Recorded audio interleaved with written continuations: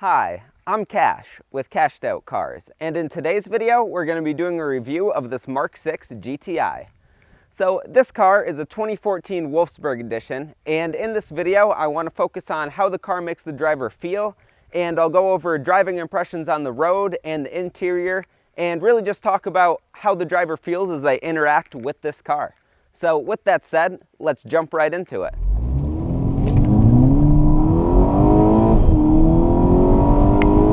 Alright guys, so setting off in this car from a dead stop, the first thing you notice, especially with the DSG, is that when you go to get going, it's a little bit clunky.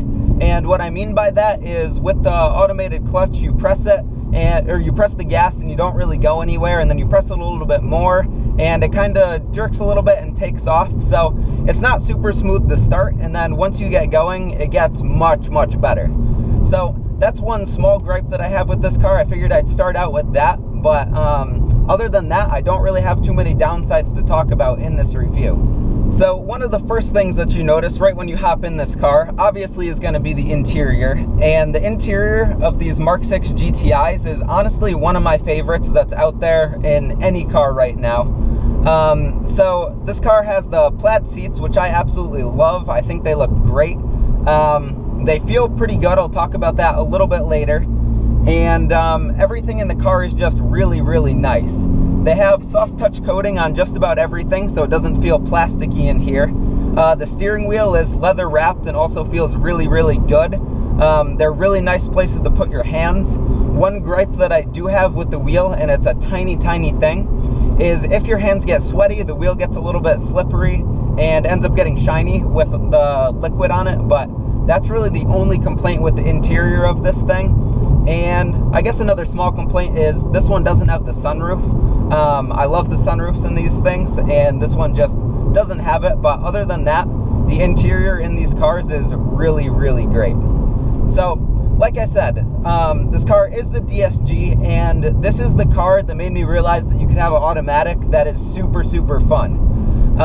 The transmission in here shifts super fast. It shifts faster than you'd ever be able to shift a manual, and it's just lightning quick, which is really cool. So currently I'm just cruising around, and you do notice in this car that it rides a little bit stiff, which is what you would expect from something sporty like this. So as I'm going over bumps, you definitely feel all of them. Another thing is that these seats are absolutely great. They're great looking and pretty great feeling, but they're also not super cushy. So like I said, you feel a lot of the road because of that, and it's not like a dead comfortable ride, but it's a sporty little car that's kind of what you should expect. And now from a stop here, we're gonna have a little bit of fun.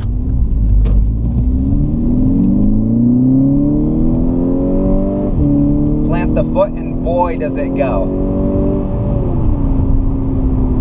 So in my last review, if you watched it, it was a 2018 Civic Si, and I said that I thought that that was pretty much the same speed as a GTI, and I take that statement back. The GTI is faster. It's not a crazy amount faster, but it's definitely faster based on my butt dyno. So back there, even in just normal drive mode, not sport mode, this thing takes off, and with the DSG, it is a quick car. And since we're just cruising along right now, I think this is also a good time to talk about the looks of this car. So personally, I absolutely love the looks of this car. I like that it's pretty subtle. It's not that much more aggressive than a standard Golf, but I think it looks really nice. This car with the Wolfsburg edition wheels look great. They are heavy wheels, but they look really good. And personally, these MK6 GTIs are my favorite looking GTI.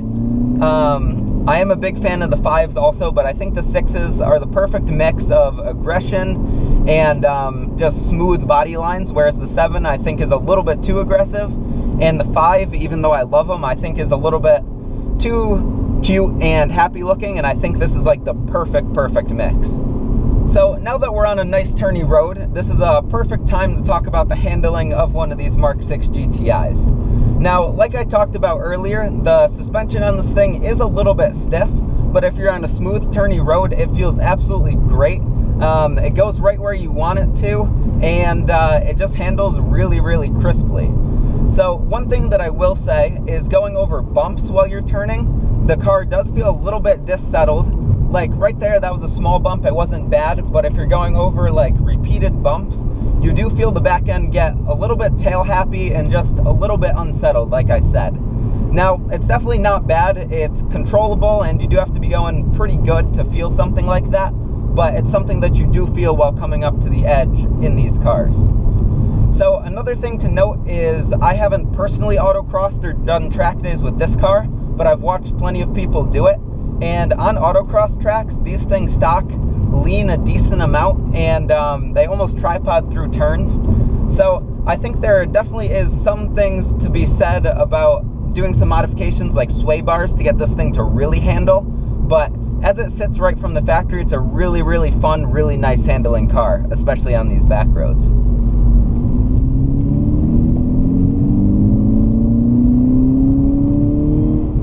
So as I do that little pull there, another thing that's important to note is the sound on this car really isn't that loud from the interior.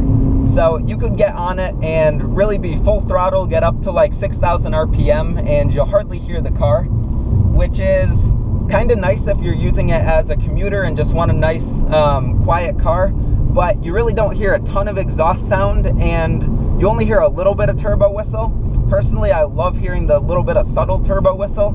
But like I said, it's definitely not super loud on the interior. It doesn't sound like a super loud sporty car all the time, but I think it's nice and subtle, and I kind of like it like that.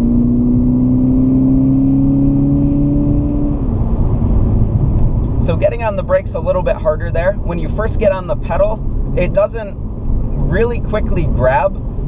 There's a little bit of dead space in the pedal, and then it grabs kind of quick. And after that, there's a little bit of compliance in the pedal, but it's not bad. They're definitely not the most firm, racy feeling brakes that I've felt, but they do feel pretty good. They're definitely confidence inspiring, and they do get the trick done.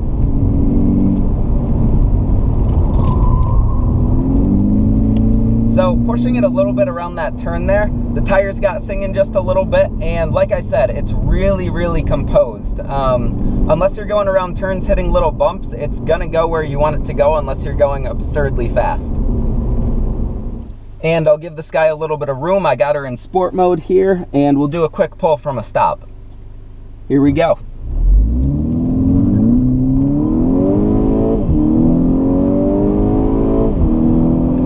So this thing really gets going in sport mode. In sport mode, it lets the wheels spin just a little bit on takeoff and chirp just a tiny, tiny bit in second. And boy, does this thing pull. So obviously there are much faster cars out there, but for what this thing is, it's plenty quick. Realistically, I don't think you need a ton more power and speed than this, but obviously faster cars are fun. But this thing is great with the power that it comes with stock.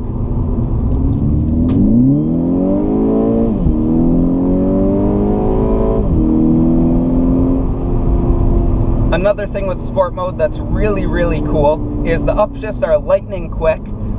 There I wasn't using the pedals. There I just put my foot to the floor and saw what it did. And the shifts are lightning fast. So now I'll try the paddles a little bit. I'll get going here and brake and downshift into this turn. Yeah, the shifts are super fast. So sport mode makes the shifts just a little bit faster, and it's noticeable, and this thing feels even quicker in sport mode with those faster shifts. Oh yeah. So like I said, this car is the car that made me realize that, wow, you could have a car with an automatic transmission that is really, really still a fun car. I am looking to purchase one of these, and personally I am still looking for the 6-speed standard transmission. But with the DSG, I think honestly it would be just as fun, but since this is my parents' car, I do want the stick to change it up. So back on it through some turns here. This is a really, really agile car, and you feel it on a nice turny road like this. So it feels really light. As I said before, it goes pretty much where you want. It doesn't really understeer or oversteer while you're not at the limit, but close to it. Like I said, it's really predictable, and it feels really, really planted on a nice turny back road like this. So another thing from a practicality standpoint is during this video I've been driving around in a not so easy fashion, and I've been getting on it quite a bit, doing some full throttle pulls and stuff like that, and I've been averaging 28.4 miles per gallon. Now that's pretty good in my book because my Rabbit gets like 26.5 on a really good day. So I'm pretty impressed with the gas mileage of this thing. If you really don't push it, you could get like 36 all day long on the highway, which is also pretty impressive. And then, like I said, when you want to take it out, the gas mileage will dip, but it won't be atrocious, and that's something that's pretty nice. Another small downside that I will note is that even though this car is a 2014, it doesn't feel super spaceship-like. The interior is pretty simple, even though it's very, very nice, and there aren't a lot of crazy features. There's no like crazy display settings or anything that you could pull up, and it doesn't like automatically unlock for you, and it's not push button start. Now, all of that stuff I actually personally really like because I think a lot of the features on the new cars are kind of unnecessary and kind of silly. But if you're into that stuff, this car doesn't really have it yet, and you should keep that in mind if you're checking them out. So another thing that's really nice about this car is there is a decent amount of power down low. Compared to some other small engine turboed cars that I've driven, like the new Civic Si, this has a lot more torque down low, and when you put your foot down, it just goes. You don't have to wait for the turbo to really spool too much and wait for yourself to get up into higher RPMs. So that's really nice when you're driving around. If you want to just pass someone, you can put your foot down, go right by them, and you'll be able to pull yourself and even accelerate up hills without any problem. So that's pretty much it for this video. Just to sum it all up, would I recommend one of these cars? Absolutely. So one of these cars is exactly what I'm actually looking for. As you could probably tell, I fanboy over them quite a bit, and I really, really enjoy driving this one around. So I would say this car is plenty quick. It's great through turns and on back roads, and it has great looks and great interior feel, and there really aren't too many downsides.